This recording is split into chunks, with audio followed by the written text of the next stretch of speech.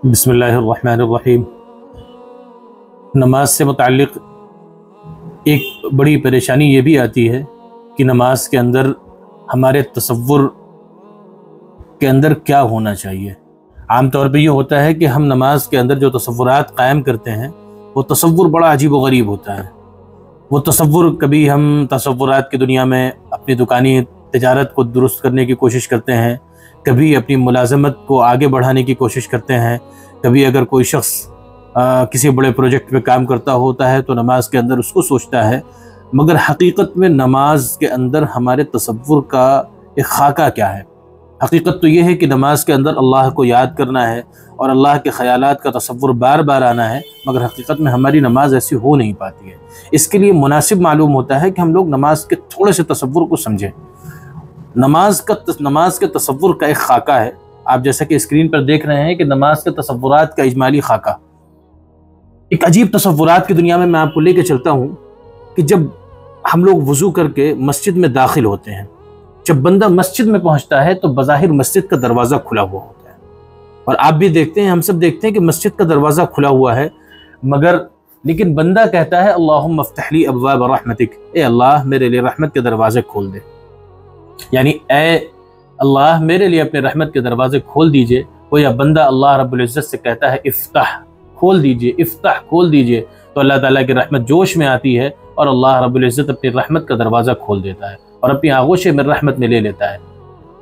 ये एक तसव्वुरात जो मैंने आपको पढ़ के सुनाया कि बंदा जब दरे हबीब पर पहुँचता है और अल्लाह के दरबार में जब उसकी हाज़िरी होती है ना, तो बज़ाहिर तो यकीनन मस्जिद का दरवाज़ा खुला हुआ होता है, मगर कोई दरवाज़ा होता है जो बंद है, और वो है रहमत का दरवाज़ा। अल्लाह के रहमत के दरवाज़े को हम खोलने के लिए अल्लाह से दरख्वास्त करते हैं और बार बार एक खटखटाते हैं। जैसे हम किसी दरवाजे पर पहुँचते हैं और खट खट करते हैं ना, वैसे ही हम दरे हबीब पर पहुँचते हैं और खटखटाते हैं और कहते हैं इफ्ताह इफ्ताह, रब्बा खोल दीजिए, अल्लाह खोल दीजिए। फिर सवाल होता है कि क्या? हम कहते हैं अब्वाब रहमतिक, ए अल्लाह अपने रहमत के दरवाज़े हमारे ऊपर खोल दीजिए। जब दरवाज़ा खुलता है और हम उसके अंदर दाखिल होते हैं तो फिर आगे देखें कि फिर क्या होता है। फिर बंदा देखता है कि मौका अच्छा है, अब दर तो खुल चुका है, कुछ मांग लिया जाए। चुनांचे तो बंदा हम्द व सना से मांगने का आगाज़ करता है और सना के बाद सूरह फातिहा पढ़ता है। यहाँ एक बात और बता दूं मैं कि ये जो नमाज की बातें हो रही, हकीकत में ऐसा ही हम रोज़ करते हैं, मगर कभी तसव्वुर हम ऐसा नहीं करते हैं। तो अब जब बंदा हाथ उठाता है ना, हाथ उठाते हुए दिल में ये ख्याल गर्दिश करे कि मैं अल्लाह के सामने खड़ा हूँ और अपने गुनाहों का इकरार करते हुए एक मुजरिम की तरह अपने आप को अल्लाह के सामने सरेंडर कर रहा हूँ। जिस तरह जब पुलिस मुजरिम को पकड़ लेती है तो वह हाथ खड़ा करके अपने गुनाहों का एतराफ़ करता है और इसी इरादे के साथ नीयत बांध ले और दुनिया का ख्याल दिल से अलग कर ले, उसके बाद सूरह फातिहा पढ़े तो दिल में ये ख्याल लाए कि हम अल्लाह ताला से बात कर रहे हैं। क्योंकि सूरह फातिहा के शुरू की 3 आयतें अल्लाह ताला के हम्द व सना है, फिर आखिर की 3 आयतें बंदों ने कुछ मांगना है। जिस तरह जब हम किसी बादशाह के दरबार में जाते हैं तो पहले उसकी तारीफ़ करते हैं, फिर अपनी हाजत उसके सामने रखते हैं, बिल्कुल यही सूरत यहाँ भी होगी। एक बहुत अहम तरीन ये इबारत जो मैंने अभी आपके सामने पढ़ी है, यह हकीकत एक जज्बात है कि हम अल्लाह से मांगें तो क्या मांगें, मांगें तो कैसे मांगें। अल्लाह से बात करने का सलीका भी हमें नहीं आता था, मगर महज अल्लाह का फजल हुआ कि अल्लाह ने अपने से बात करने का तरीका भी जनाब हबीब मोहम्मद रसूलुल्लाह सल्लल्लाहु अलैहि वसल्लम के ज़रिए से हमें बता दिया। तो हम नमाज में खड़े होते हैं और अल्लाह से बात करते हैं और यूँ कहते हैं अल्हम्दुलिल्लाहि रब्बिल आलमीन अर्रहमानिर रहीम। और आपको पता होगा हदीस पाक में आता है कि जब बंदा यूँ कहता है अल्हम्दुलिल्लाहि रब्बिल आलमीन तो अल्लाह ताला जवाब देते हैं हमिदनी अब्दी। जब बंदा कहता है अर्रहमानिर रहीम तो अल्लाह ताला कहते हैं असना अलैया अब्दी। इस तरीके से अल्लाह ताला बंदे की बात का जवाब भी देते हैं। आप देखिए कि हम नमाज तो पढ़ते हैं मगर कभी ये एहसास नहीं हुआ कि अल्लाह हमसे बात कर रहे हैं, बल्कि किसी बुजुर्ग का मकूला पढ़ा जाता है, बाज़ लोग उसको हदीस भी समझते हैं, अस्सलातु मिअराजुल मुमिनीन, कि बंदे की मेराज तो नमाज है। ये कोई हदीस नहीं है बल्कि किसी बुजुर्ग का मकूला है, मगर इस पे बात वही कही गई है जो हकीकत है कि बंदा अल्लाह से बात करता है नमाज के अंदर। तो मैंने बताया कि आप सूरह फातिहा पढ़ें तो ये तसव्वुर करें कि तसव्वुरात की दुनिया में अल्लाह से आपकी गुफ्तगू हो रही है, अल्लाह आपसे बात कर रहा है और आपकी बात का जवाब दे रहा है। जब बंदा शुरू की 3 आयतें पढ़ता है ना, तो गोया कि एक उसूल है कि जब भी हमें किसी से कोई चीज़ मांगना होता है तो हम पहले उसकी बड़ी तारीफ़ करते हैं और ایک ضابطہ ہے کہ بغیر تعریف کے مانگا ہی نہیں جاتا ہے، تو اللہ تعالیٰ نے اس ضابطے کے مطابق پہلے ہم سے اپنی تعریف کرائی۔ الحمدللہ رب العالمین، تمام تعریفیں اللہ کے لیے ہیں جس نے تمام عالم کو بنایا ہے۔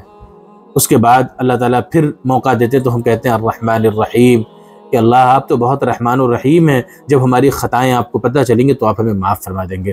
پھر ہم کہتے ہیں مالک یوم الدین، اللہ آپ قیامت کے دن کے مالک ہیں، یہ تو راز ہے۔ کیسا عجیب نظام ہے اللہ کا کہ اللہ نے قیامت کے دن حاکم یوم الدین نہیں کہا، بلکہ اللہ نے کہا مالک یوم الدین، کیونکہ حاکم تو قانون کا پابند ہوتا ہے اور مالک قانون سے اوپر کی چیز ہوتی ہے۔ تو اللہ نے کہا کہ بندے، قانون کے مطابق اگر تو پکڑا بھی جائے گا اور دنیا میں تو نے مجھے مالک تسلیم کیا ہے، تو میں قاعدے سے اوپر اٹھ کے میں کسی ایک ادا کی بنیاد پر تجھے معاف کر دوں گا اور جنت نصیب کر دوں گا، کیونکہ میں حاکم نہیں ہوں، میں مالک ہوں قیامت کے دن کا۔ یہ ساری باتیں ہم اللہ سے کرتے ہیں مگر کبھی خیال بھی نہیں آتا۔ اس کے بعد پھر ہم کہتے ہیں ایاک نعبد و ایاک نستعین۔ اللہ تعالیٰ فرشتوں سے کہتے ہیں نا، ھذا بینی و بین عبدی ولعبدی ما سأل۔ فرشتوں، یہ میرے اور میرے بندوں کے درمیان کی گفتگو ہے، اور آج میرا بندہ جو مجھ سے سوال کرے گا میں اس کو عطا کروں گا۔ تب ہم اللہ سے کہتے ہیں اہدنا الصراط المستقیم، اللہ آپ ہمیں سیدھا راستہ دکھا دیجئے۔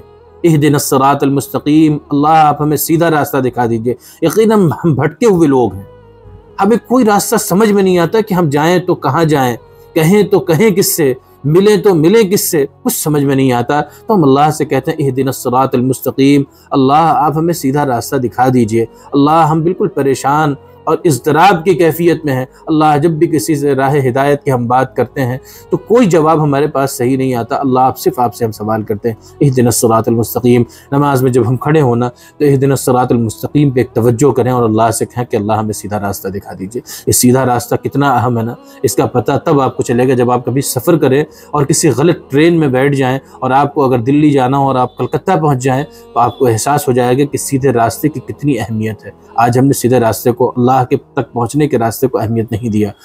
جب بندہ کسی غلط منزل پہ پہنچتا ہے نا تو جو اس کے اندر بے چینی اور اضطراب ہوتا ہے اس کا آپ تصور نہیں کر سکتے۔ بہرحال اب اللہ تعالیٰ سے کہتے ہیں اہدنا الصراط المستقیم، پھر اللہ تعالیٰ سے پوچھتے ہیں کہ آخر صراط مستقیم سمجھتے کیا ہو؟